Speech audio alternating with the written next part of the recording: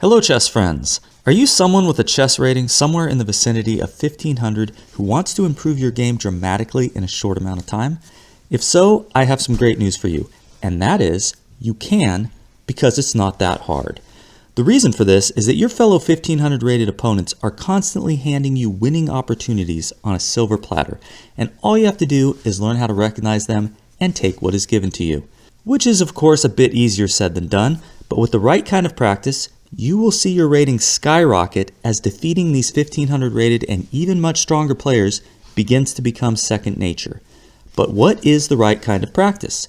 Well, you can play a lot of chess games, analyze the results with a powerful chess engine like Stockfish, and you will improve. However, this does take time, since the average chess game is really only decided in a few key positions by a few critical moves. Then if all you're doing is playing entire games, you are probably not making the most effective use of your time, when you could instead spend at least some of your time focusing only on the trickiest and most instructive moments of the game. That is, those positions where 1500 rated players are most likely to make mistakes. And this is where I come in.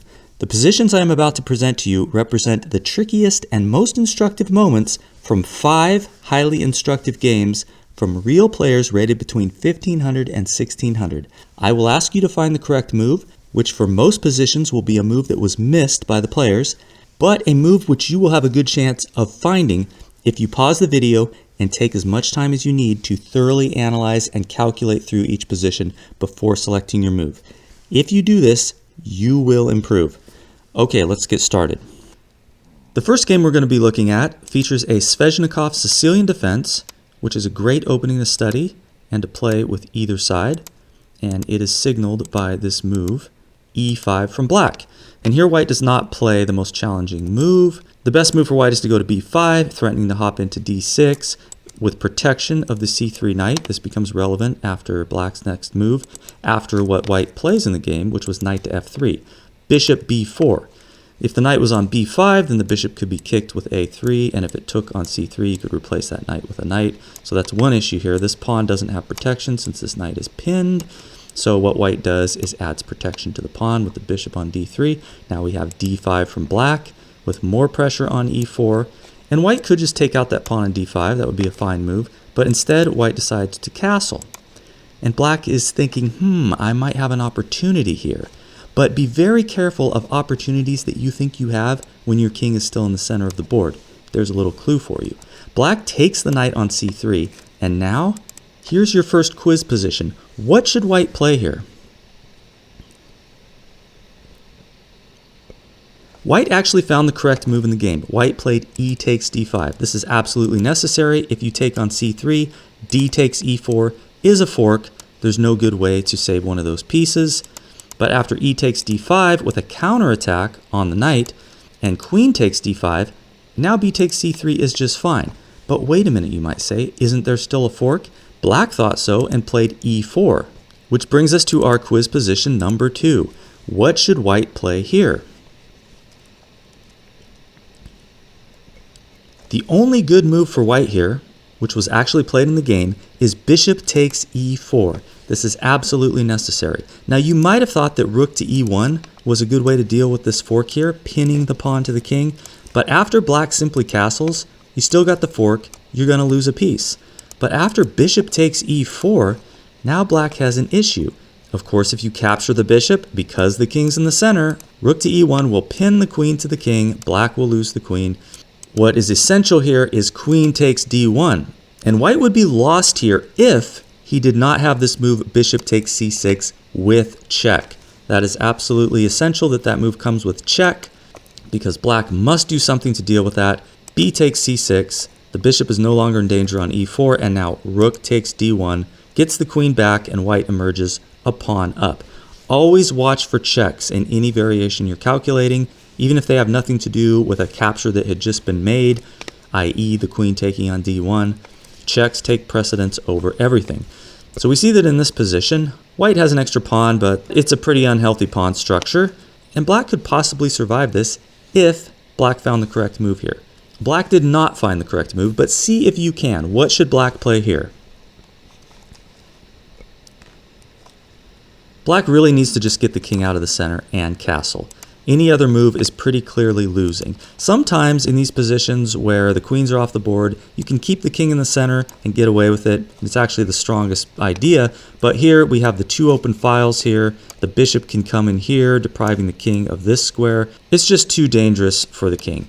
So what needs to be played is black needs the castle. But in the game, black played bishop g4, pinning the knight to the rook, but this isn't much of a problem. White plays rook e1 check. King has to move, then the knight goes to e5, hitting the bishop, hitting this pawn, hitting this pawn. Black plays bishop e6, white grabs another pawn of c6 with check, and goes on to win the game, now having 2 extra pawns. This brings us to game number 2, which we're going to be looking at from black's perspective. This game features a French defense, and both players play the opening reasonably well, until we get to this moment where we have a pawn capture in the center after e5 is played.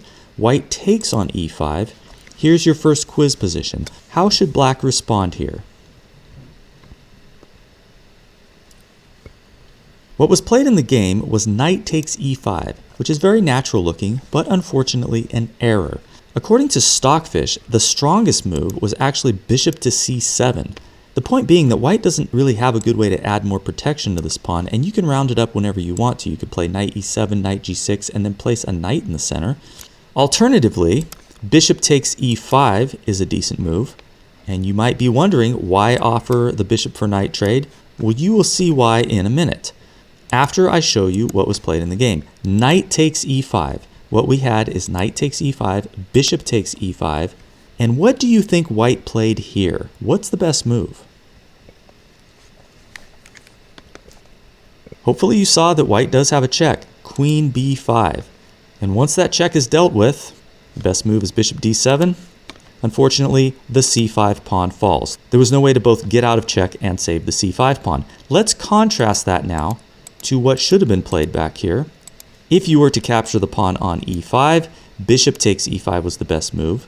The point is, after knight takes on e5, knight takes on e5, since you preserved your knight, and there's a knight on the square instead of a bishop, queen b5 check can be dealt with by knight to d7, blocking the check and defending the pawn on c5.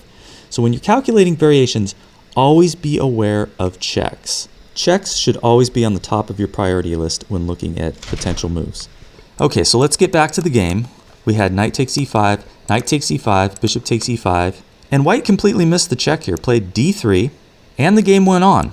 Knight f6, knight d2, and let's get to our next position here, where black plays this bishop g4 move with an attack on the queen, who can't move or you're going to lose the exchange there.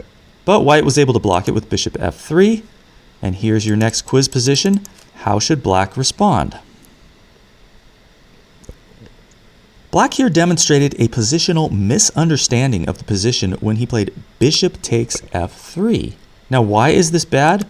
Well, you're trading a potential good bishop, which should actually drop back to e6 with this nice open diagonal here, could potentially participate in an attack on white's king, but instead black traded it off for this bad bishop right here. This bishop is blocked by its own pawn. It doesn't have any active diagonals. It's not a good piece for white. You don't want to trade off a good piece for a bad piece. This is what black did. Bishop takes f3, queen takes f3. And the game went on.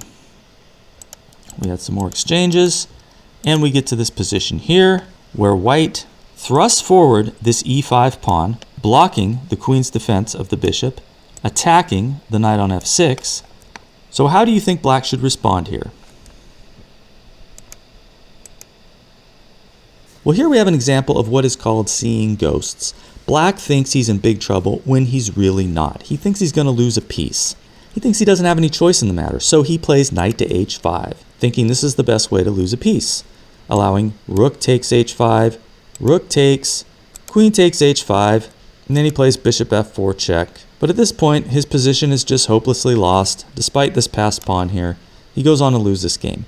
Now, what should have been played? Well, maybe you had seen bishop takes e5, and hopefully you saw that there was queen to f5 check.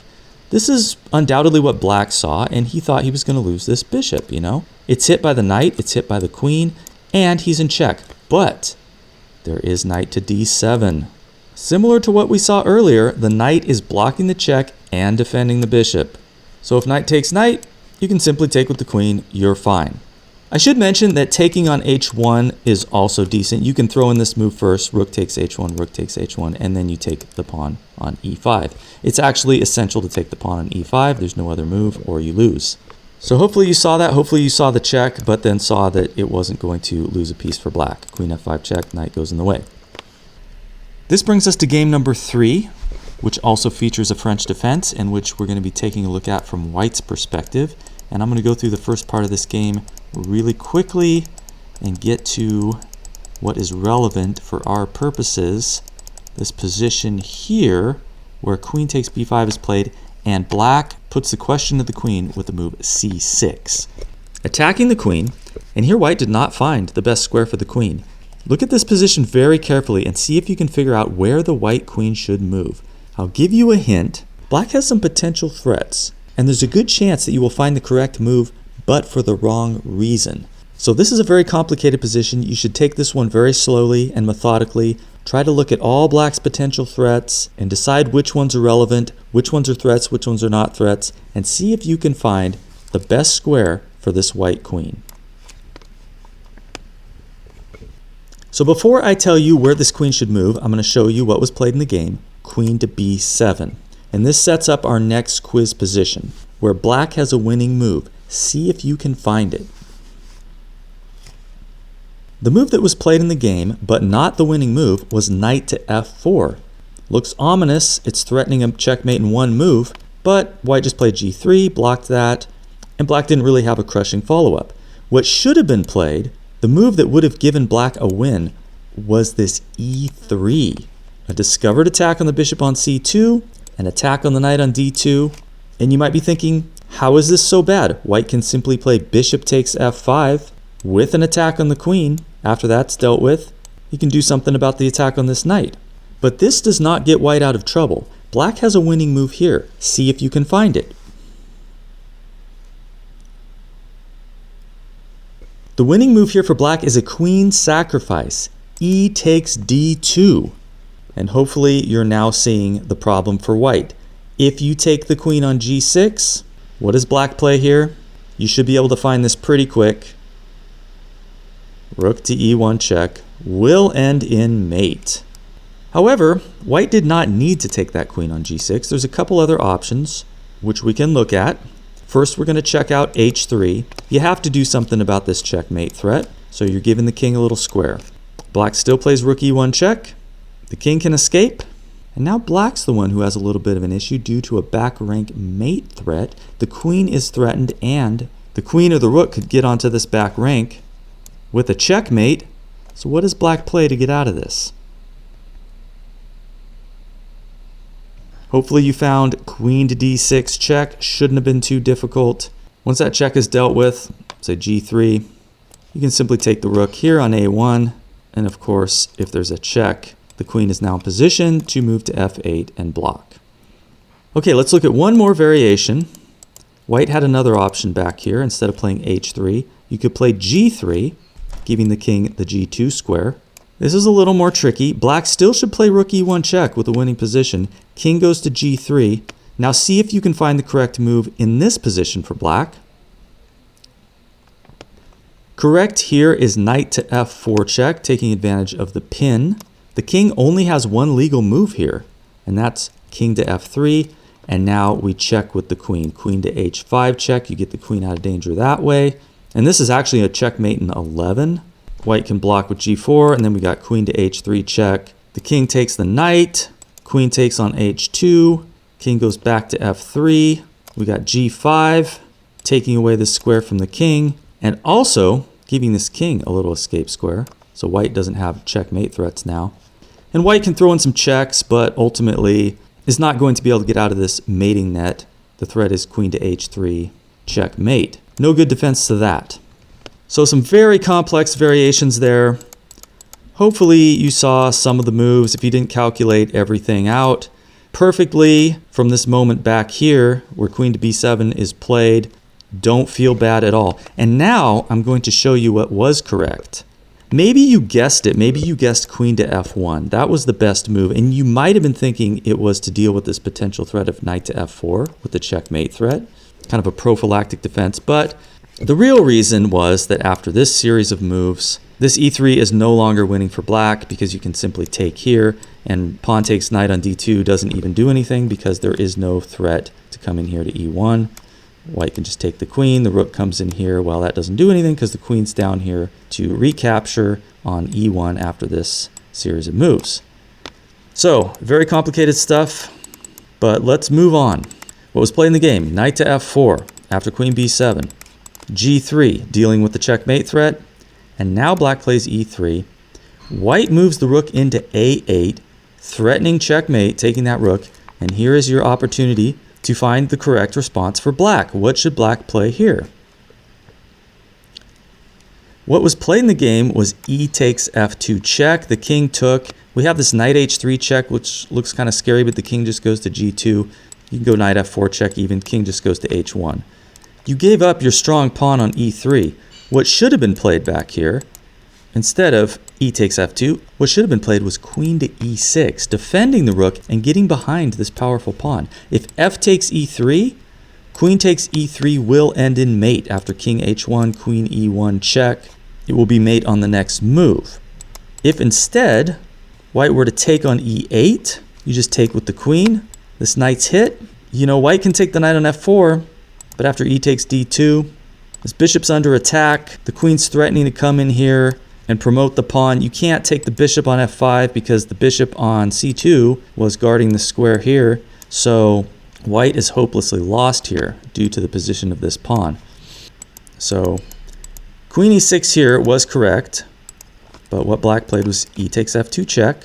King takes f2. The knight's under fire. The rook's under fire. Black played knight h3 check. King goes to g2. Then he put the rook here, defended by the king, and this is actually a losing position now for black. But I'm going to fast forward a little bit and show you a position where black could have saved himself. White ended up with the two minor pieces versus the rook. He has a winning position up until this point where he played knight e5 here. And black actually has a move to save himself here. What would you play as black? White thought this looked good because of the attack on f7, that pawn's pinned, but black actually has rook takes b3 here. And after queen takes b3, white is a full piece up, but black does get a perpetual check. Starting with queen e2 check, king g1, queen e1 check. There's no way to avoid the continual checks. King g2, queen e2 check.